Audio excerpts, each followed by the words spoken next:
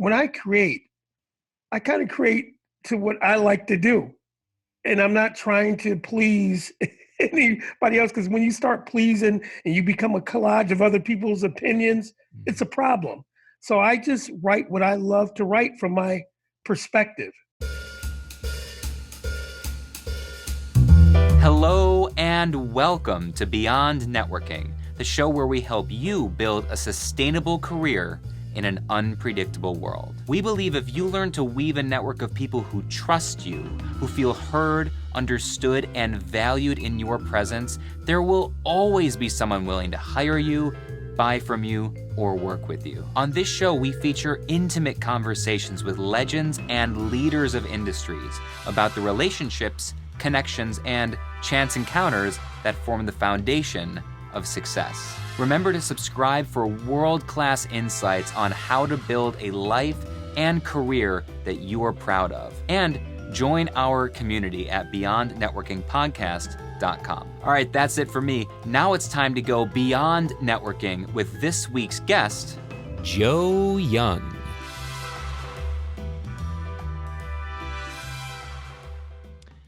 All right, Joe, thank you so much for being here today. I really appreciate your time.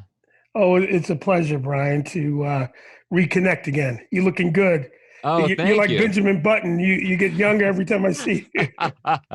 You and I, we met for the first time, goodness, 2010, I want to say, somewhere around there. I through a mutual friend. It was John Ram, actually. Do you remember John? Oh yeah, John Ram. Yes, that's I right. haven't talked to him in years. No, I haven't talked to him in a while either, but I remember I had just moved to Connecticut, and yeah, about 10 years ago, and he was trying to get me involved in the local community, and I must have attended an artist open mic that you were running at some point. I don't know. You do a lot of things. So let's start here. If you're just meeting someone for the first time, and they ask you, what do you do? What's your answer these days? There's so many things. So I say a producer. I'm a producer / creator. Producer / creator. What's the most common follow-up question you get if you say that? You say you're a producer, and what does somebody say to that? What do you produce? Okay. So it leads to more questions. So I got. All right. So let's go down that rabbit hole. What do you produce? Well, I do films and projects and events, basically. Films, projects, events. So give Yeah. me a little bit more about that. So what is it like? Because I think there's a lot of people who hear that term a lot. They hear producer, but they really have no idea. So let's say film producer. What does it mean to be a film producer? What does it mean to you? And again, a producer can be an executive producer, it could be a regular producer, an associate producer. To me, I define myself as an executive producer, to take something from nothing and bring it to reality. Something from nothing. I love that. That's very magical. That reminds me of being a magician. Oh, you were an amazing magician. You were amazing magician. Well, I appreciate that. So when you say take something from nothing, as a producer, are you the one coming up with the concept? Are you taking someone else's concept and bringing that to light? How does that process go? I've done it both ways, producing someone's project and, of course, producing more of my projects.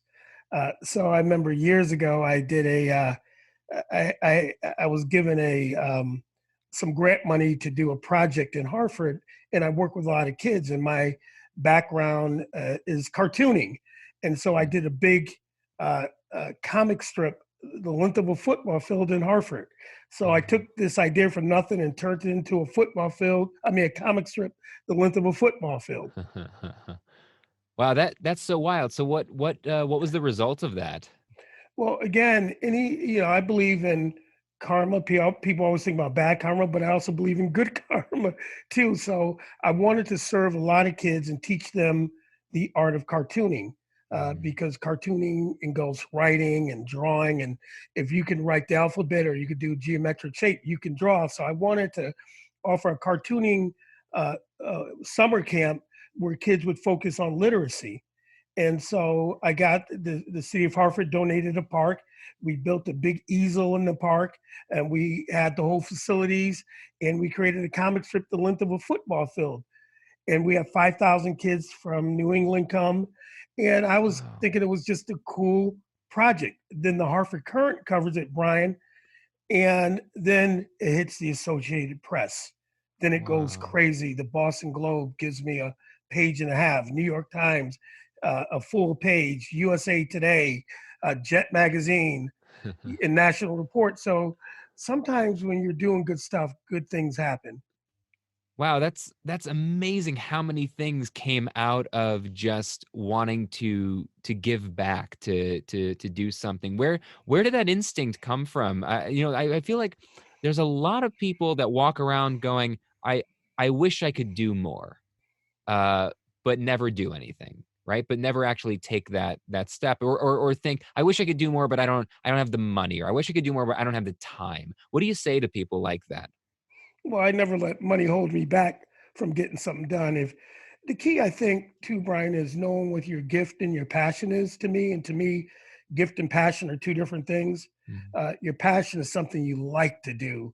You enjoy playing basketball, you enjoy sewing or knitting, but your gift is that thing that you are born to do, that you wake up doing. You just have to do it. It's like breathing. And Mm. I think if you can identify your gift, you can do anything you want to do. So, what do you think these days about the kind of that hashtag hustle culture that we're seeing all over the internet? I get worried that there's a whole generation of kids that are being told, and especially right now, teens and young adults that are being told, like, if you have a gift, right? You're just what you're describing as a gift, it's something that you're just born to do. That you got, what do you, oh, your gift is cartooning. You love cartooning. That's what gets you. That's what sets your soul on fire. I think there's a whole generation that's being told right now, you must be somehow generating some hustle side income with that. You got to be figuring out how to monetize that. You got to get some ads on that. What do you say to, what do you think about that? Do you think there's value in just pursuing our gifts because they're self-fulfilling, or do you think you have an obligation to try to take your gift and monetize it and make it into a career? Well, I think at the end of the day, when you have a gift, it's really not about the money. But I found that if it is your gift and you master it, the money will come. But that's secondary. You would do it if there was no money. And a lot of people, I have this saying that I say when I speak: if you run after success, success runs away. But if you run after excellence, success comes towards you. But I think Mm. that it's not good to always try to monetize your gift, because your gift is the place where you have peace, and with money comes pressure and compromise. But I think I don't think it's good advice to always try to monetize your gift, because that's your freedom, that's your happiness. Now, if you can make money off it after a while and you don't want to do something else, that's cool. But I think the main thing is to enjoy your God gift is the bottom line. I can't tell you how much I appreciate what you just said, and I hope everybody should rewind and listen to that again. That was so powerful and so relevant, with the culture right now. I find myself constantly telling people, like, so I was a full-time magician, and I was very, very lucky for 10 years. I did pretty well for myself. I toured nationally, there's a but I started to hate magic, and that's why I found, this way to go into being a writer and a speaker and all these other things that I do now, and podcast, and to take things I care about and shift how I do them, because I loved magic all my life. I was obsessed with magic. I lived and breathed it. It's all I wanted to do and talk about until I was a full-time magician. And the more successful I got, the less I enjoyed magic, because what happened is it went from something that I got to do to becoming something I had to do. And I think what you were just talking about just now, about how the compromise, you use the word compromise. I say this all the time. As soon as you're doing your passion or your art or your gift for a living, you have to make a compromise on it, because no one will pay you to just, very, very few people get paid, right? Some The- people do. Very few people get paid to just do their art just the way they see it in their head, and only the way they see it in their head, while ignoring everybody else. You have to find a way to take your gift and find what the market is willing to pay for, and figure out how to put it somewhere in the middle, right? that's So right. you have to compromise on your gift, on your art. in order to make a living. And man, there's something to be said for just doing it because it lights you up, right? That's right. That's why you do it.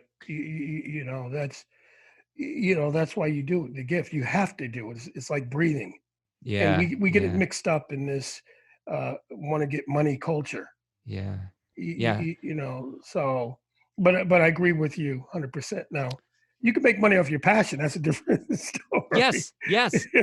So I love this distinction because that's now like that's where I am now. Is I make a living with, like, I am passionate, deeply passionate about human connection and Mm. inspiring people to join the human connection revolution and take back what we've lost in the digital age and everything else. That is my passion, and I'm making a living with my passion. But my art, my gift, I no longer require that to make a living, and I get to enjoy it now more than I did in a long time. So that's a great way to think about it. And so on that note, take us back. How did you end up making a living with your gift? What were the steps? Like, take me back. Where were you before you were a successful cartoonist?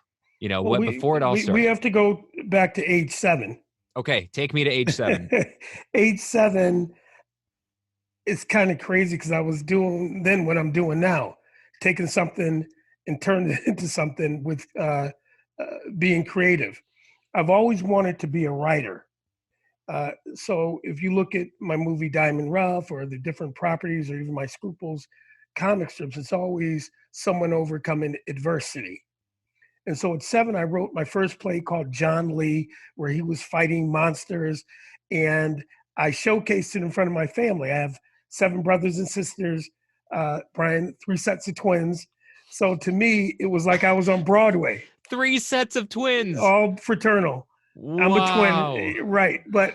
And so I brought my family down to see my play, and to me, that was like being on Broadway, man, performing on Broadway. When I did Diamond Rough, we had the premiere at the Bushel. I think I had 4,000 people show up, but to me, that feeling at 7 was just as impactful as when I was in my 40s doing Diamond Rough. So, it started there. And even though I would say actually my passion is cartooning, my gift as I get older would be probably producing, putting things together and making it happen. And working hard, being tenacious, having follow through. I think that's my gift. And so at that young age, I was doing that. And then I discovered later on that I could draw, and I combined the two things, the writing with the drawing, and came up with a comic strip. And I love humor. I love, building your audience up for a surprise. And so I combined all those and came out with a comic strip. And once I did that, I started a nonprofit. And when you do that, people want you to teach your kids cartooning. So I made that thing work. And then animation became accessible to the common man with technology in the 90s. So then I started my animated films and things like that. And the Wow. world came to me. That's amazing. So there's so many things I could talk about there. I love the stepping stones there. I think it's so important. One of the reasons I do this podcast is for there's increasingly this disconnect between the amount of work, the amount of perseverance, the amount of failures, the amount of years it takes to be successful, and on Instagram all you see is the success, right? You just see people who've already made it or are faking like they've already made it, sometimes, often. And so I think that there's a real disconnect with younger folks now and young professionals, even, not just not just teenagers, but, you can be 25, 28, 35. I talk to people who are 35 and are, looking at people going, oh, I'm just never going to, I'm never going to be successful, or why aren't I successful yet? And it's like, this stuff takes a long time, and it doesn't happen on the same path. Not everybody takes the same path. In fact, every person I know who's been really successful, if you ask them about their story, they'll say, well, I have kind of an unusual story. Like, everybody thinks they have an unusual story. No, the only way to success is an unusual story. There are no usual paths to No. being really successful, right? We've all pivoted and made adapted along the way. So I really want to ask you about the there's a bunch of things I want to ask you about in there. Let me go back to cartooning because that was my first love, my first passion, something you don't know until this moment. Oh, Um, wow. when I was a kid, I went to cartooning camps. I grew up in Buffalo, Right. Buffalo, New York, and I went to cartooning camps. I had my mom found actually a couple years ago all of my notebooks, just dozens and dozens of notebooks of comic strips. And I invented a comic strip when I was like 6 or 7 with characters, and I drew it for years and years. I have hundreds and hundreds of 3 panels and Sunday strips that I colored in just like the papers. And um, so cartooning, I think there's a lot of people who look at cartooning, look at a comic strip and think it's incredibly simple. They just see a couple of panels and some pictures and some words. Talk us through what it's actually like to produce, to create, like as something as seemingly simple as a 3 panel comic strip. What are the common misconceptions about that? Well, like you said, people think it's simple, but it's really a lot of work. I mean, first you have to come up with the idea, which is one of the hardest things, the concept. Then you have to lay it out, pencil it. Then you're getting into word balloons, making sure your penmanship, your lettering is correct. You have to pencil it. You have to ink it, and color it whichever way or scan it, whatever. But it's a lot of work. One strip used to take me a couple hours. That was my, I was wondering about that. That was my experience. 5 or 6 years ago, over a summer, I used to choose a new creative project every summer because I mostly, that was dead time for me as a performer. And a couple, I don't know, 5, 6 years ago, I chose to get back into cartooning as an Oh, adult for wow. one summer. So I bought all the fancy supplies and I watched all the YouTube videos and I did it for real. I started with the idea, and then I used, a T square and all the stuff, and I, T-square. drew out the Yes, panels, and I did it in pencil, and then I put a new piece over it and used a light box to ink that's it, right. and then I That's scanned right. it in and I digitally colored it, and I learned the whole process. It would take me 6 hours as an amateur to produce one 3 panel comic strip, and that's after I had the idea. Yeah, definitely. It's a lot of work, but it's a great art because it combines writing and drawing. Yeah, you And mentioned. sometimes the writing is just as important as the drawing. You see multi-million dollar strips like The Far Side doesn't look like the best drawn, or if you're talking animation, you look at South Park or Beavis and Butthead, not the Yeah. best drawn technically, but the writing is so good. It doesn't matter what the drawing is. I mean, to me, the first cartoonists were cavemen, and we look at their work today, and we're Yeah. inspired. Yeah, And because it you can give communicates a an lot of great idea. messages without Yeah. preaching to someone.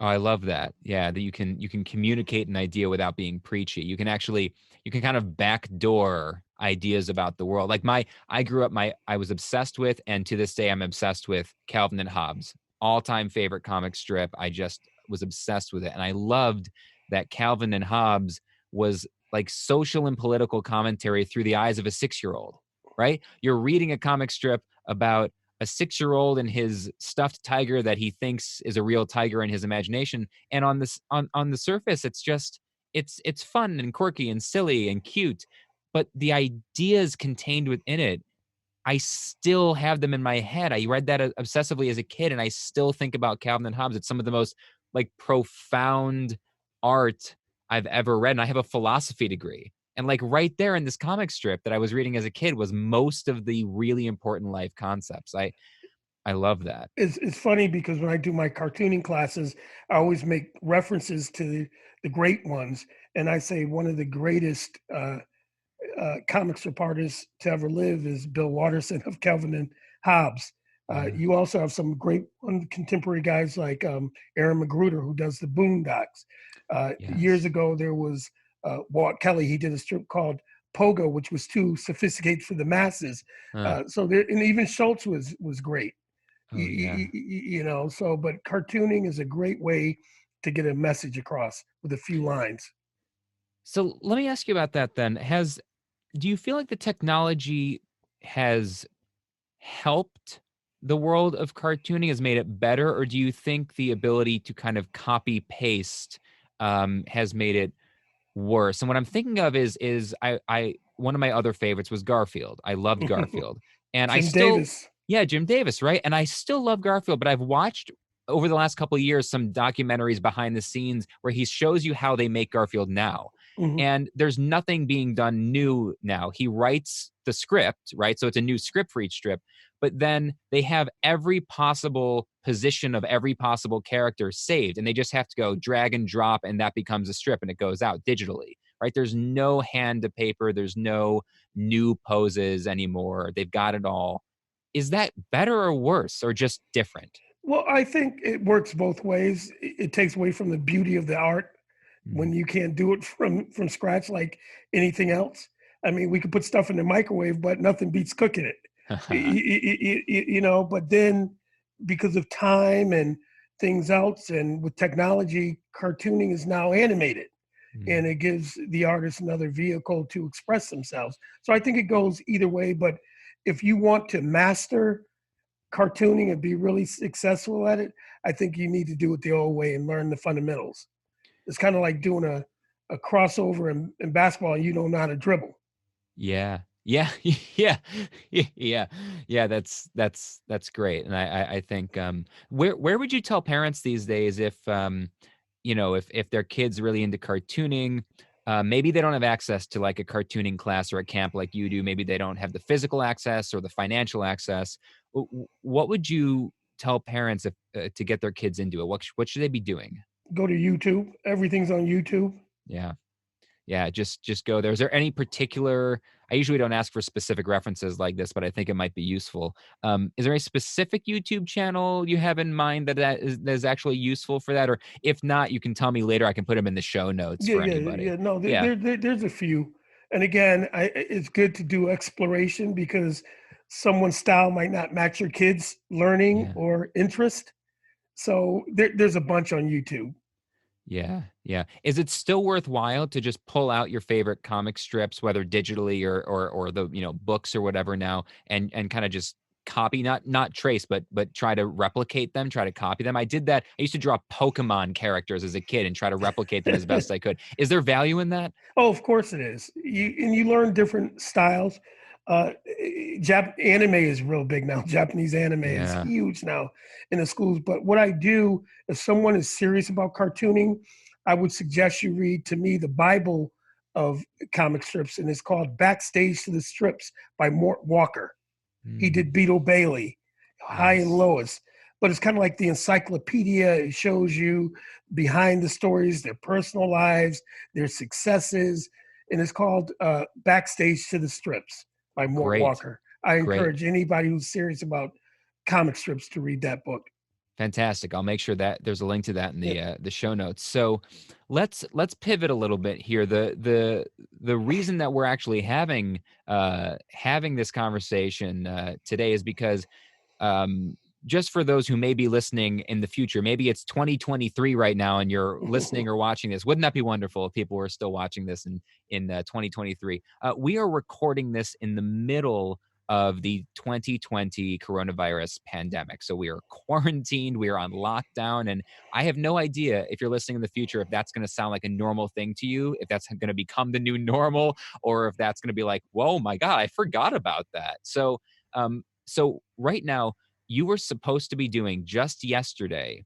You had set up for a long time, right? You had planned this big fundraiser um, for your new documentary project, and it had to be canceled. And so I reached out, we reconnected. I said, let's talk about it. So talk us through what is this new documentary project?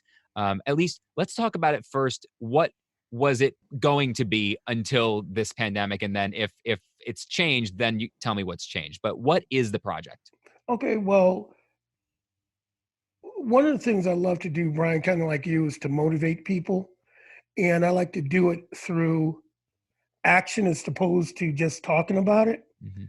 And years ago, I did a project called Diamond Rough, where I raised about $1 million, 500,000 in cash, 500,000 in kind.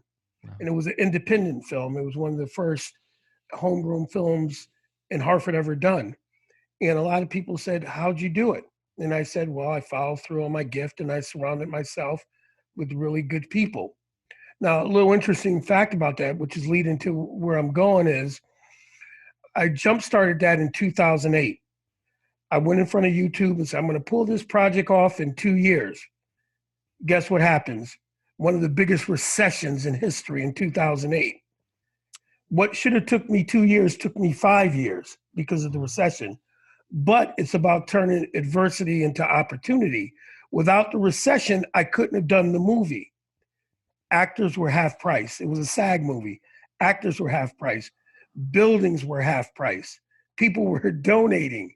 People were more loving at that time to give things. So without the recession, I couldn't have done Diamond Rough. Wow. Now, I want to do another big project. Every 5 to 10 years, I do a big project. And so I wanted to make a documentary to inspire people that they can do anything, especially people over 50 or anybody who was hustling. Is never too late. So I went in front of YouTube January 18th and said, I'm going to raise $1 million in 365 days.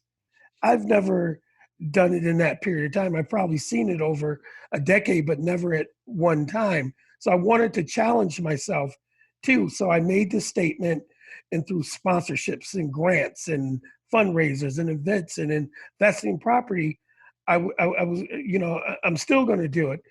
And I said $1 million, not because I really care about the money, but when you say stuff like $1 million, it's just sexy to people, when they hear that. And so I put it out there. I started January 8th. Within 2 weeks, I had about 10 people involved. Within 3 weeks, we had 20 people involved.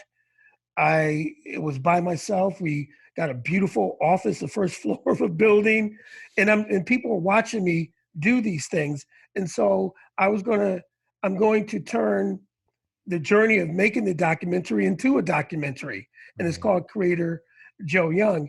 So we're on our way. Things are happening. All of a sudden, here comes the pandemic, and it just flipped everything. Like you said, yesterday we had a huge fundraiser, which is going to bring, because we do our projections. When you do it long enough, Brian, you know pretty much how much money you're going to raise based upon the amount of people, who's coming, what you do in advance. And it was a really big kickoff, hard launch for it. And we can't do it because more than 10 people, at that time, 100 people couldn't congregate. Now it's 10, and we had over 200 people coming. So it shut us down. But it allowed me to rethink and to work on my plan. But we're still doing it. What we're grappling with now, the team, is when this thing is all over, do we start from where we left off, or do we start fresh? And so, but it's making me think even more creatively. How do you raise the money, and also bringing people together? And look, you reached out to me. Who knows who may see this? We connected again, and I went through all your material, your website. I was inspired about your story about where you met the woman on the plane and where it took you. So had not this pandemic happened, I might not have been inspired by you. Well, thank you for that. I think that's not only a great way to look at the current situation, but it's the only way to look at any situation. You can't control what's going on outside of yourself, right? You can just control what you're doing, and more than that, you can control your judgment and your response and your reaction to things. You can choose to be proactive or reactive, right? There's all these different things, and it sounds like you've always been proactive. So something happened, and as soon as it happened, you went, okay, we're still going to do this. It's going to look different than I've been planning on it looking. And you start the creative wheels going to, what's going to be different about it now? How are we going to get people, right? Because you have to change the messaging now, because the message to those same people, those same 200 people, is going to be very different in 3 or 6 months after, a worse economic crash than like 9/11 and the 2008 crash combined, right? I mean, just unprecedented Close to the times we're Great in. Depression, I would say, is be the Yeah. closest. Yeah. I mean, this is a 1 in 100 years. Should anybody be listening to this a few years from now, this is a 1 in 100 years, and we're in the early stages somewhat. Yes. So we're not really sure how it's all going to shake out as of now, as we're having this conversation. So, okay. So that's great. So it's kind of a meta documentary. It's a documentary about the process of making a documentary. Is Exactly. that it? Exactly. And then we interview millionaires on how they think that you can raise the money. We also have kids who are 9 years old giving their advice. And actually, the young kids are just as profound as the older people. Yeah. What's Kid President got to say about this right now? That's what I want to know. Yeah, right, right, right. So, yeah. So, But Brian, I've always turned adversity into opportunity. I was at 21 and I was a single parent with my son Kyle. hmm. I And know Kyle. you know I met Kyle. Kyle. Yeah, I You met know a long Kyle. time. I haven't seen him in a Yeah, long time, but yeah, yeah. yeah. But anyways, I was a single parent. I didn't know what to do. My mother was still alive then, who was my greatest mentor and inspiration. And she said, Joe, just keep going. And it was at that point where couldn't go out with my friends like I used to. And Mm. I concentrated on mastering the art of cartooning. And so I'm a single parent. I'm like, what am I going to do?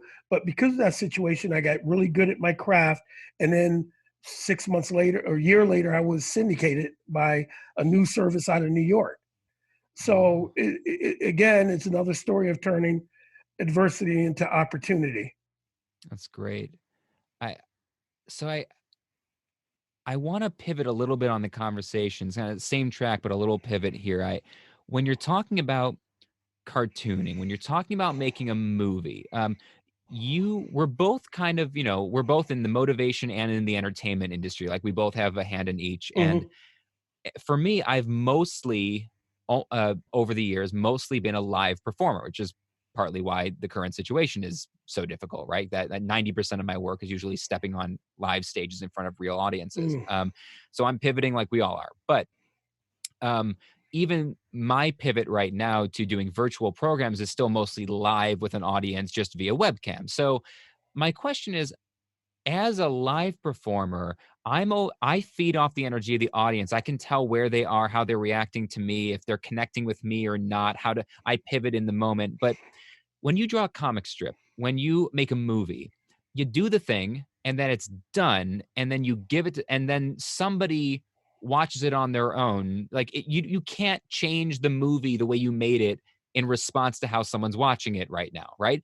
It's Mm-hmm. done and then you send it out. So that's a very different sort of thing than a live performance or a live speech. So my question is, how do you connect with an audience when you can't get, how do you know that your comic strip or your movie or your documentary is going to connect with an audience when you can't pivot in the moment and see their reactions? Well, I guess because I'm getting older now. I'm a little bit older than you, Brian.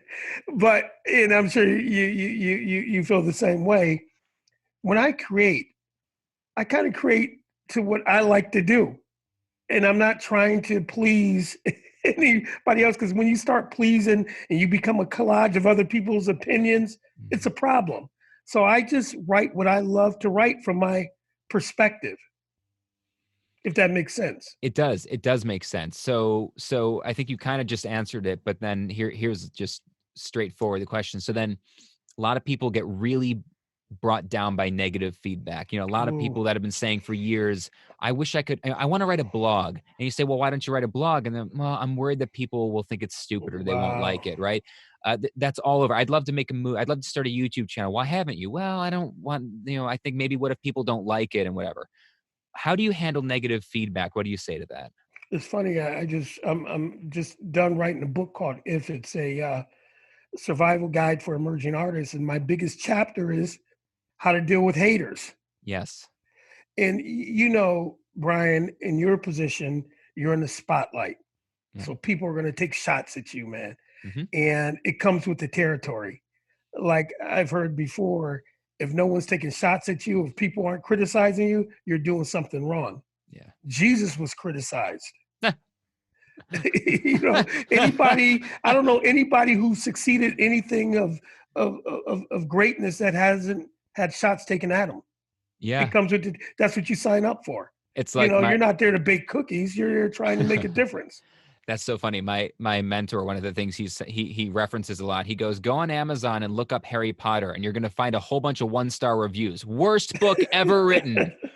You know, it's like, you know, you can't It please comes every. with the So territory. The problem is, though, as artists and creatives, we're sensitive. That's how we're able to create the work. But then you got to deal with the criticisms in this age of social media and cowards behind the keyboard.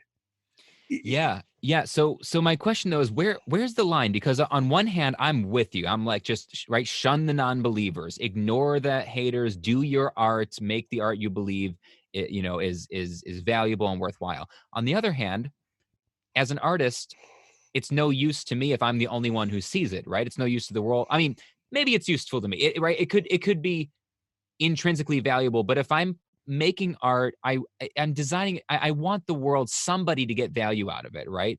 And so if people don't like it, do I have an obligation as an artist to at least pay attention and try to create art that people do like? Like, you understand what I'm asking? Like, Oh no, where? your greatest mentors are the critics at the same time, even though I'm contradicting myself. Because you got to see what negative is. There may be something there. I call it constructive criticism. Okay. So I find myself, tell me if you agree with this. I find myself giving this advice to a lot of young artists and entrepreneurs, business folks, and just saying, you know, you need to figure out who's giving you negative feedback and doesn't care about you, right? The Mhm. people who are just the flybys, right? The comments just to be negative and stuff, you can ignore those.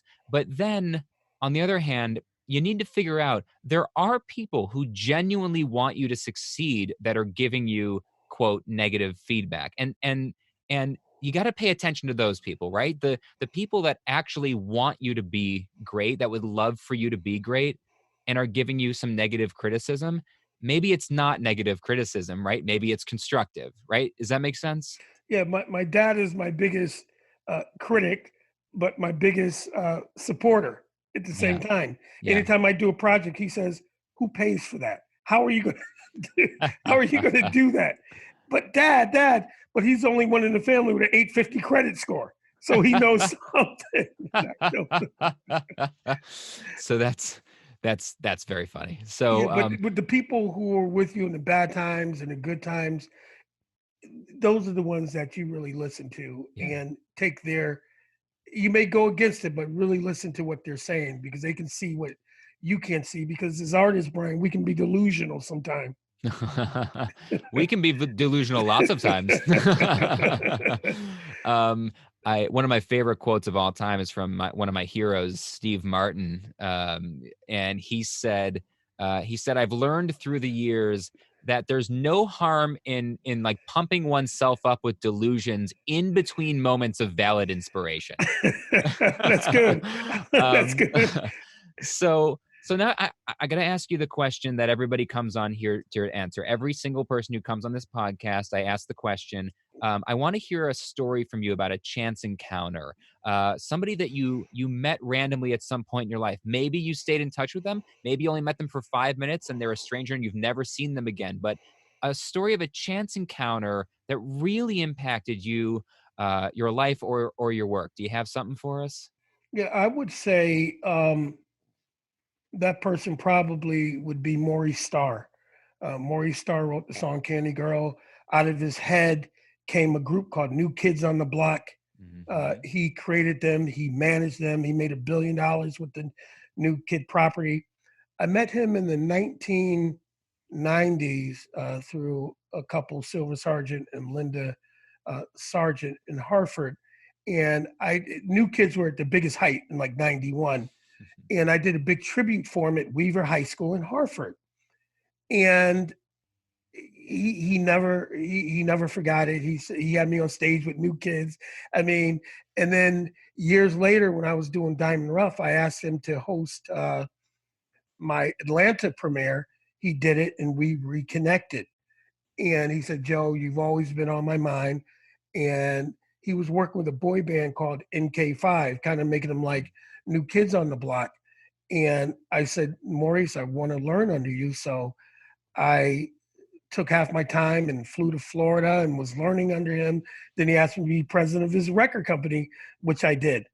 And the lessons I learned from him is invaluable. I went back to college, and the lessons I learned from that man, college hasn't done. He's been my biggest mentor. We were on the set of the New Edition movie in LA. He had a massive stroke, and then I took the boys as far as I could take them on the Steve Harvey Big Shot show and open up for New Block. But Maurice lessons today help me with what I'm doing now. Think big, surround yourself with good people, and nothing's impossible. He was a millionaire at before 30 with a fifth grade education. So that one person changed my life even today. Wow. That's so wild. Yeah. Don't you just, do you ever have moments where you think back on on those like chance encounters and the what if I had made a right turn instead of a left turn that day, or stopped for a cup of coffee and I never would have met that person, and you follow, right? Like I tell the story of the lady with the hat on the plane, right? That you follow those stories through and you just go like, everything could have been different if I'd made one different decision.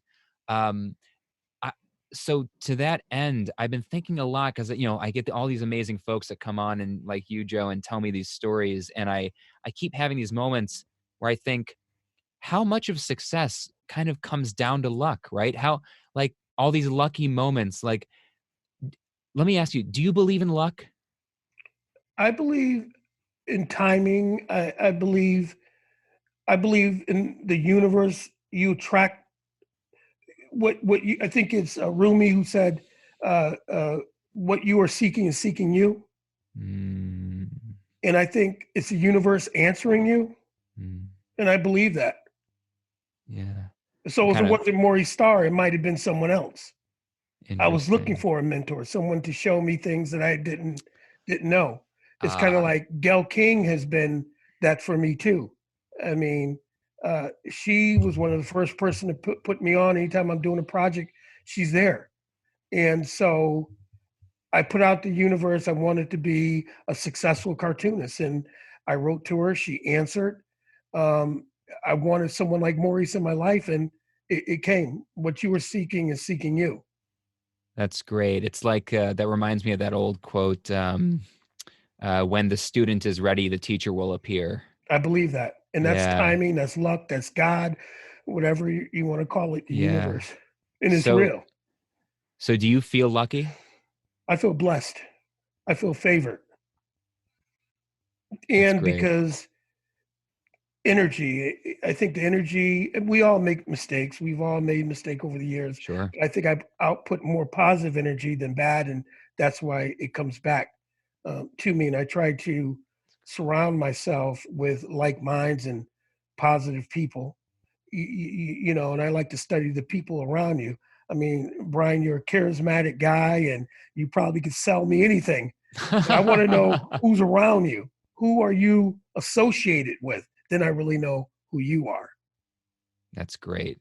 That's such a great answer. I feel like that may be the answer to the question I'm kind of about to ask you to bring this on into the end. So feel free to just reiterate that if it's the same answer. But before I ask you, to tell us where we can find you and all that, before I ask you like the final cap off question here, I'd like to get one piece of advice from you. What's one piece of advice you would give to young people, young professionals today who are trying to, build a sustainable career, build a life worth living in an increasingly unpredictable world? What would you tell a young person, young professional today?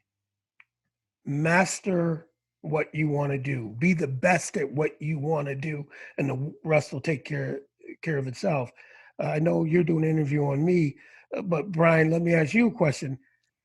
People in your position dream about going on TED Talk. You were able to do what a lot of people dream about. How were you able to do that? Was it luck? Was it talent? Or was it a combination?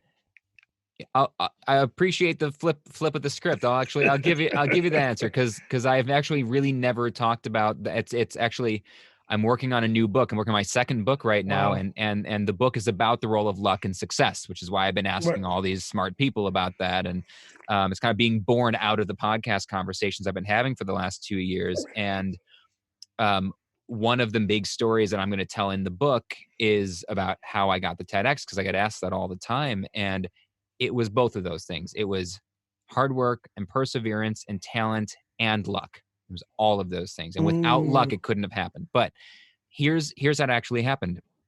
The I had moved to Connecticut in 2010. I knew nobody in the area. I started just meeting people, right? Just meeting people because I was at the time, a local magician. That's all I was at the time. I was doing card tricks for backyard barbecues, right? How times have changed. And I loved it. But I needed to, I couldn't figure out how to market. I didn't have the marketing budget, right? I didn't, when you have to get scrappy when you're new, when you're, I mean, I was 5 years in at that point, but I was yeah. still, trying to make it. And so I thought, well, I wonder if I taught magic lessons at some local, performing arts studios or continuing ed programs, if I taught them in the right areas, maybe their parents would think of me for their work company parties and their summer barbecues. And it turns out that strategy worked great. As that's what I did. I started teaching kids magic lessons and group classes. And so I was teaching at a performing arts studio in Manchester because I was living in Vernon at the time. Now we're That's talking right. local Connecticut stuff, so I won't go too into Yeah, that yeah, for the yeah, folks listening all over the world. But you know what I'm talking about. yeah, You know Manchester, yeah. and so I was teaching out of a performing arts studio there for years, and I had no friends in the area because I had moved here on a whim, and so my friends became all the teachers at that performing arts studio. They were very welcoming, and I started going out to karaoke nights with them and hanging, and they became my best friends. So fast forward to 2015. I've made it. I'm touring nationally now. I'm doing Wow. pretty well, but I'm just a magician still. I'm a magician. I don't want to say just a magician. I'm a Mm, magician. I haven't made the transition to speaking yet. One or two things here and there, but no transition. And the an English teacher at Manchester High School is putting on a TEDx conference. It's going to be run by the high school students, and he's just going to facilitate. And he happens to take his daughters to music lessons at the Performing Arts Studio in Manchester, where for wow. years ago, not anymore, but years earlier, I had taught magic lessons. So he is waiting for his daughters to finish their lessons. He's just chatting with the owner of the studio coordinator, the folks sitting in kind of the office area. And he says, I'm putting on a TEDx conference at Manchester High next year. Do you know anybody Wow. who'd be good to speak at it? And both of them, the owner of the studio and the studio coordinator, at the exact same time, this is how it was told to me, at the same time, both said, Brian Miller. They Wow. called me that day. I accepted. And 3 months later, I gave the talk, and it went to one of the most popular TEDx talks ever given. Right. So the moral of that story is I had spent years and years building relationships with people, showing up for those people as a professional, as a friend, as a colleague. I'd shown up in their lives and done great work and been kind and been helpful and been generous and never asked for anything because I wasn't trying to get a TEDx talk. And then when the Wow. lucky moment happened, when the world put an opportunity in place, Wow. people thought of me. So, yeah. Well, thank you for asking me that. That's a great story, but it's motivational. Every day I try to be motivated. It could be a renowned speaker, it could be a child, it could be anybody. It's everywhere. So that's Yeah. inspirational. Well, thank you. So let's turn it back on you to close this out, Joe. First, where can we find you? Where do you want people to go look you up? Where do you want them to connect with you? Well, you can always go to my website, www.joeyoung.org. joeyoung.org. Okay. And again, that'll be in the show notes like everything else. We'll make sure, is there like a trailer for Diamond Rough, stuff like that? We can make Yeah, sure. yeah. If you go to Diamond Rough trailer, now you can watch Diamond Rough on Tubi TV. Oh, cool. I mean, it's on different places, but I don't have any control of everywhere it is. But I do control TubiTV.com. So you Great. can see it for free on Tubi TV. Oh, And we got some fantastic. more movies coming out this year and next year. So it's a good time. That's fantastic. Well, make sure everybody can go look that up. And I'll ask you this one final question that I've only been asking folks that I'm recording in the middle of our present kind of crisis here. What are you most grateful for today? Health and family. That's a good answer. Listen, Joe, I can't thank you enough for spending some time. This was wonderful. I feel like you and I could talk about art and life and business for 5 hours, but I'm not sure if anybody would listen that long. Hey, but we got to collaborate, bring some art to the world. I don't know we could collaborate, but love to collaborate with you in some way or fashion. Absolutely. I have a feeling that there's going to be the silver lining of the situation we're currently in is going to be an unprecedented global level of community and collaboration is what the silver Well, lining you that's going said to the come out key of word this. though, relationships. Yeah, absolutely. Well, it's such a pleasure to know you and to reconnect with you. Stay in touch, and when we come out the other side of this, I'm going to give you a big hug. Okay, we'll do that. But I appreciate it, Brian. I appreciate everything you're doing, man. Keep up the good work. Thank you. You as well. God bless. This conversation just makes me want to bust out my drawing pencils and T-square again. Before you do the same, here are a few takeaways from this episode. First, your gift is different from your passion. Passion is something you like to do, but your gift, that's something you were born to do. It's part of you, whether you like it or not. And if you nurture your gift with pure intentions, there's a good chance money will follow. Second, the truly successful turn adversity into opportunity. And it's an especially important lesson right now in the midst of this crisis. Yes, the world is a disaster. And yes, there is a lot of tragedy that should not be brushed aside. But there is always an opportunity. And true leaders emerge during times of crisis because they were willing to see past the obstacles and not predict the future, but create the future. And finally, if you're a young professional staring down the most chaotic, unpredictable job economy in 100 years, start by being the very best at what you do. We don't end there, but we do start there. For related links, the unedited video version of this conversation, and to connect with Joe, head to the show notes on beyondnetworkingpodcast.com. Remember to share this episode with the VIPs in your life who you believe would get value out of it, and use hashtag BeyondNetworking on social so I can find you and thank you. This show is ad and sponsor free, always. So one of the easiest and free ways to support that mission is to leave a rating and review on Apple Podcasts. You can also join the community at beyondnetworkingpodcast.com to receive weekly emails every time a new episode drops and all kinds of cool bonus stuff I'm rolling out in the next few months. That said, I'm Brian Miller. This is Beyond Networking, and we'll see you next time.